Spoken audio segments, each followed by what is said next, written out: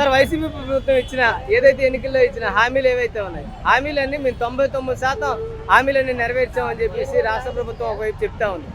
ఒకవేళ నెరవేర్చినట్టుగా అయితే ఇప్పుడు రాష్ట్ర ప్రజలందరూ ధర్నాలతో అట్టుడుగుతుంది. రాష్ట్రం అంతా ధర్నాలతో అట్టుడుగుతూ ఉంది.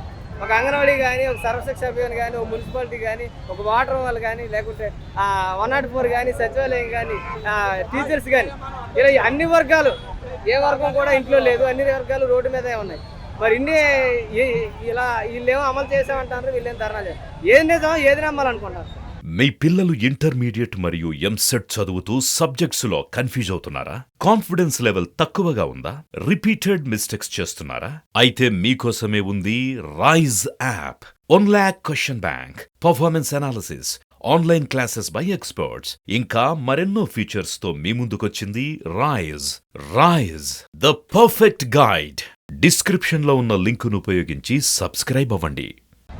వైఎస్ఆర్ ప్రభుత్వం వారు ఎలక్షన్ ముందు ఇచ్చిన వాగ్దానాలని కూడా సముద్రంలో కలిపేసుకున్నారు. ఏమిటనంటే ఎలక్షన్ ముందు ఇచ్చిన వాగ్దానాల్లోని ఇప్పుడు రాష్ట్రం అంతా కూడా అల్లకొల్లోలం అయిపోతుంది. ఏపీ రాష్ట్రం అంతా కూడా ఇంకేదంటే ఒక పక్క కొన్ని సంవత్సరాల నుంచి అంగన్వాడీ టీచర్స్ పనిచేస్తున్నారు. వాళ్ళకి ఇస్తానన్న ఆయన నోటితోటి ఆయన అన్న మాట కూడా నేను అనలేదు అని అబద్ధం ఆడుతున్నారు. నేను మాట తప్పను, మనం తప్పను అన్న మాటకి ఆ రెండేట్లకి వ్యతిరేకంగా పనిచేసుకుంటూ వెళ్తుంది వైసీపీ ప్రభుత్వం. ఇప్పటికీ ఆయన పెట్టినవే వాలంటీర్లు కూడా రోడ్డు మీదకి వచ్చేయడం జరుగుతుంది. అలాగే 104, 108, అలాగే సర్వశిక్ష వీళ్ళందరూ కూడా ఈరోజు ఏపీ రాష్ట్రం అంతా అతలాకుతలం అయిపోతుంది. జగన్మోహన్ రెడ్డి గారు మీరు చెప్పినవన్నీ 99% నేను అన్ని అమలు చేశానని అంటున్నారు, కానీ అదంతా ఉట్టి దొంగ మాటలే. అది ఏవి ఒక్కటైనా సరే నెరవేరుస్తాయి. వీళ్ళందరూ ఉదయం నుంచి రాత్రి పగలు రోడ్ల మీద ఎందుకు భార్య పిల్లలతోటి భర్తలతోటి ఇటు తిండి లేక పక్కన పెట్టేసేసి ఇన్ని సంవత్సరాలు చేసిన పని చేసి మాకు ఏంటి ఈ వైసీపీ ప్రభుత్వం ఎంత అన్యాయం చేస్తుంది, అతాకుతలం చేస్తుంది అని ఆవేదనతో, మంటలతోటి, ఆకలి బాధలతోటి కొట్టిమెట్లాడుతూ రోడ్ల మీదకి వచ్చుతున్నారు పిల్ల పాపలతో కూడా. తక్షణమే మీరు కళ్ళబుల్లి మాటలు చెప్పకండి. రేపు రానున్న రోజుల్లోనే చిన్నోళ్ళ దగ్గర నుంచి పెద్దోడి వరకు కూడా నీకు సరైన సమాధానం చెప్పడానికి సిద్ధంగా ఉన్నామని మేము హెచ్చరిస్తున్నాం. అంటే ఏదైతే ఈ రాష్ట్ర ప్రభుత్వం చేస్తుంది అంటే ఈ నియోజకవర్గాల మార్పు ఏదైతే అంటే ఒక నియోజకవర్గంలో పని చేయలేదు, వాయిని తీసుకెళ్ళి ఇంకో నియోజకవర్గంలో వేస్తే పని చేస్తున్నాం. ఎందుకు జనాలను ఇలా మభ్య పెట్టడం కోసం ఇలాంటి ప్రయత్నాలు చేస్తుంది అనుకోండి.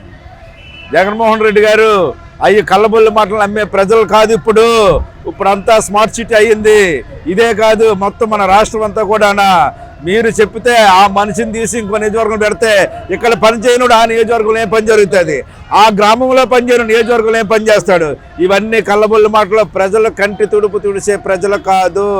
సరైన బుజ్జి 5 సంవత్సరాలకు ఒకసారి మా చేతులు ఆయుధం ఉందని తెలుసుకున్న ప్రజలు ఈ రోజుల్లోనే మీరు 99% ఏ పథకం కూడా నెరవేర్చలేదు.